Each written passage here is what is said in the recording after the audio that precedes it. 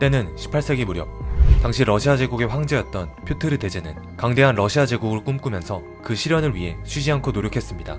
러시아를 가장 잘 사는 나라로 만들어 유럽의 우위에 서려는 강렬한 야심을 드러냈죠. 이러한 노력으로 그가 시행했던 사업이 귀하고 값비싼 모피를 최대한 많이 구하고 영토를 확장하는 것이었습니다. 퓨트르 대제는 러시아가 더 동쪽으로 나아가 더 이상 멀리 갈 수 없는 곳까지 전진하기를 바랐습니다. 그렇게 그는 탐험가 비투스 베링에게 동방 탐험을 지시했고, 베링은 육지 조사를 위해 북태평양 지역을 항해했습니다. 그리고 아시아와 아메리카 사이에 해협이 존재한다는 사실을 알게 되는데, 이곳을 탐험가의 이름을 따서 베링 해협이라고 부르게 되죠. 1741년 탐험가 베링은 시베리아를 넘어 아메리카 대륙에 도착하게 되는데, 이곳이 바로 알래스카였습니다. 이후 러시아인들이 알래스카의 서남부 연안지대에 몰려들었고, 특히 러시아의 모피 장사꾼들이 알래스카에 회사를 세우며 정착하기 시작했습니다. 문제는 이 모피 장사꾼들이었습니다. 이들은 기존에 알래스카에 거주하고 있던 알류트인들을 인질로 삼아서 농노처럼 부려먹었고, 알류트인들이 저항하면 이들의 보트를 파괴해 생존수단 자체를 없애버리는 행패를 일삼았습니다. 더불어 알류산 지역과 알래스카 서부 지역의 해상동물을 무더기로 남획해 갔는데, 물개나 해달들을 미친듯이 때려잡아 값비싼 모피를 확보하고 원주민들을 말살시키며 러시아는 알래스카를 100여 년간 차지하게 됩니다. 후에는 아메리카 원주민이 전염병으로 죽어나간 것과 일맥상통하게도 알류트족의 80%가량이 러시아인들을 통해 들어온 전염병으로 사망하는 참사가 벌어지기도 했습니다. 이렇듯 알래스카가 본격적으로 러시아의 영토가 되어가는 한편, 러시아 본토에서는 많은 일들이 일어나고 있었습니다. 추운 나라였던 러시아는 광대한 영토를 가지고 있으나 국토 자체가 북부에 있어 겨울에는 대부분의 항구가 얼어버렸습니다. 그러다 보니 겨울철만 되면 물자를 실어 나르지 못해 무역하기가 어려웠는데, 이에 러시아는 얼지 않는 항구, 지중해가 필요하다는 걸 깨닫게 됩니다. 지중해는 고대시대부터 세계의 중심이자 중요한 교역로로 겨울에는 바다가 얼지 않는다는 장점이 있습니다. 하지만 지형상 러시아가 지중해로 나가기 위해서는 오스만 제국을 지나가야 했기 때문에 러시아는 크림반도를 통해 흑해를 지나 지중해로 진출할 수 있는 방법을 고민하게 됩니다. 이 시기 서쪽에서는 시리아 땅을 놓고 이집트와 오스만 제국의 치열한 영토 쟁탈전이 벌어지고 있었습니다. 이집트군은 그동안 자신들을 통치하던 오스만군을 격파하고 순식간에 시리아와 팔레스타인, 심지어 오스만의 본토격인 아나톨리아 중부의 코냐까지 마침내 진출합니다. 이집트를 막을 수단이 없던 오스만 제국은 다급하게 러시아의 지원을 요청했고, 러시아는 이에 화답해 아나톨리아로 내려와 이집트군을 가로막았습니다. 러시아 입장에서는 이때를 노려 오스만 제국을 자신의 영향권에 집어넣고 완전히 지중해를 장악할 속셈이었죠. 한편 러시아의 계획을 눈치챈 영국과 프랑스가 이들 사이에 개입하기 시작하면서 이집트와 오스만 제국에게 휴전할 것을 제안합니다. 당시 세계 최강국이었던 영국은 나폴레옹 몰락 이후 최대 주적으로 급부상한 러시아의 해양 진출을 호락호락 지켜볼 수 없었습니다. 만약 이집트에 의해 오스만 제국이 완전히 무너진다면 러시아가 지중해로 내려오는 것은 시간 문제였죠. 영국은 적극적인 지원을 아끼지 않고 군사, 경제, 정치, 외교 등 모든 분야에서 러시아의 남하를 견제했습니다. 러시아는 남하 진출을 결코 포기하지 않았고 지중해로 나아갈 기회만 엿보고 있었는데요. 그럼에도 불구하고 오스만 제국이 쉽게 자신의 영향력 아래 들어오지 않자 러시아는 이제 종교 문제로 트집을 잡아 무력을 사용할 계획을 합니다.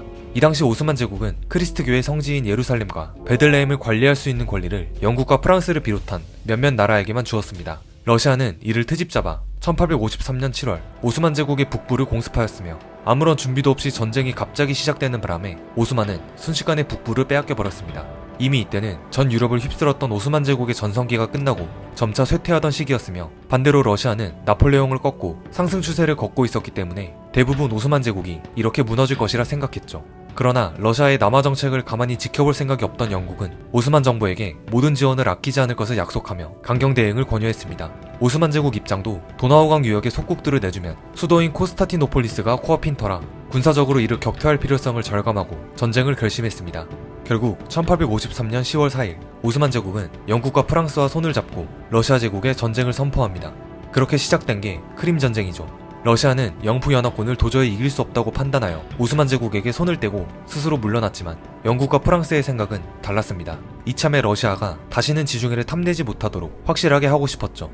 이에 영프 연합군은 오스만 제국과 함께 크림반도로 가서 러시아의 요새를 공격합니다. 크림반도를 주 격전지로 전쟁이 본격적으로 진행됨에 따라 아무래도 흑해라는 바다에서 싸워야 했기 때문에 해군력이 매우 중요한 상황이었습니다.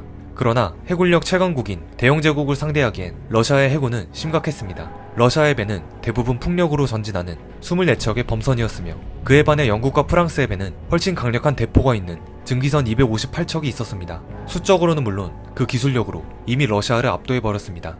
당시 산업혁명으로 고도의 기술을 가지고 있던 영국과 프랑스와 달리 러시아는 군인들도 대부분 농노 출신으로 이루어져 있었죠. 이렇게 오스만 제국은 영국과 프랑스를 등에 업고 러시아와 싸워 크림 전쟁에서 승리하게 되고, 패배의 고배를 마신 러시아는 세계에서 주역이 아닌 또다시 발전하지 못한 변방 국가로 전락하고 맙니다. 러시아의 황제로 오르게 된 알렉산드르 2세는 전쟁 후 아수라장이 된 나라를 다시 재정비하고 크림 전쟁의 패배로 떨어진 러시아의 국제적 위신을 회복하기 위해 노력하기 시작했습니다. 철도를 깔고 공장도 짓고 농노 해방, 군 복무 기간 대폭 감소 등 세계의 흐름인 자유주의, 민주주의, 산업혁명에 따라 조금은 진보적인 모습을 보이며 개혁을 하기도 했죠. 그리고 1867년 결정적으로 바로 알래스카를 미국에게 팔아넘기게 됩니다. 폐허가 된 러시아가 전쟁의 비용을 치르기 위해 돈이 필요했던 것은 사실이지만 단순히 돈 때만은 아니었습니다. 러시아는 크림 전쟁으로 영국과 프랑스에 크게 패하면서 더 이상 영국과 프랑스와 엮이고 싶지 않았습니다. 하지만 당시 북미에서 캐나다를 영국이 차지하고 있었으며 러시아의 알래스카는 캐나다와 국경을 맞닿고 있었기 때문에 언제 또다시 전쟁이 일어날지 알 수 없는 상황이었습니다.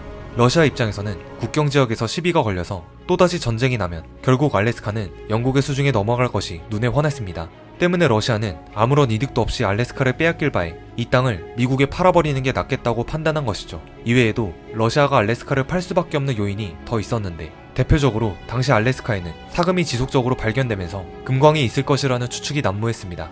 러시아는 금광을 발견하기 위해 막대한 개발 비용을 부담하고 있었지만 금광은 나타날 생각을 하지 않았고 적자만 반복되는 상황이었죠. 그렇게 러시아는 미국에게 단돈 720달러, 하나로 약 80억이라는 헐값에 이 거대한 얼음 땅을 팔게 됩니다.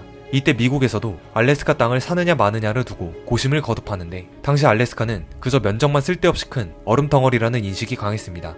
미국이 알래스카를 사들인 것에 대해 미국 국민들의 여론은 상당히 부정적이었습니다. 쓸모없는 얼음 땅을 720만 불이나 주고 샀다며 이 거래를 성사시킨 미국의 국무장관 윌리엄 시워드는 많은 비판을 받아야 했습니다. 알래스카를 윌리엄 시워드의 전용 냉장고로 산 것 아니냐는 얘기가 나돌 정도였죠. 하지만 윌리엄 시워드의 생각은 달랐습니다. 미국이 알래스카를 확보할 경우 영국의 식민지인 캐나다 땅을 에워싸게 되어 지정학적으로 미국에게 굉장히 유리한 구도를 갖추게 될 것이라 생각한 것입니다. 시간이 흘러 1880년, 관심 밖에 있던 알래스카에서 드디어 금광이 발견됩니다. 이후 알래스카에서는 구리, 석유, 석탄, 천연가스, 철 등 엄청난 양의 자원들이 추가로 발견되면서 경제적으로 급격한 관심을 받게 되었습니다. 석탄은 무려 전 세계 10분의 1에 달하는 양이 매장되어 있었고, 나머지 자원들도 수천억 달러에 이르는 것으로 추정되었죠. 후에는 알래스카는 엄청난 경제적 가치를 지니고 있었을 뿐만 아니라 지정학적으로도 미국이 아시아 태평양 지역으로 영향력을 확대할 수 있는 기회가 되었습니다. 얼마 지나지 않아 1947년 러시아가 세계 열강에서 급부상하면서 미국과 소련의 냉전이라는 최악의 대립을 맞이하게 됩니다. 한때 러시아가 영국을 견제하기 위해 알래스카를 미국에 팔았으나 아이러니하게도 알래스카는 러시아를 코앞에서 위협할 수 있는 미국의 무기가 되고 말았습니다. 그리고 지금까지도 알래스카는 미국의 보물 같은 땅이자 천혜의 요새로 남게 됩니다.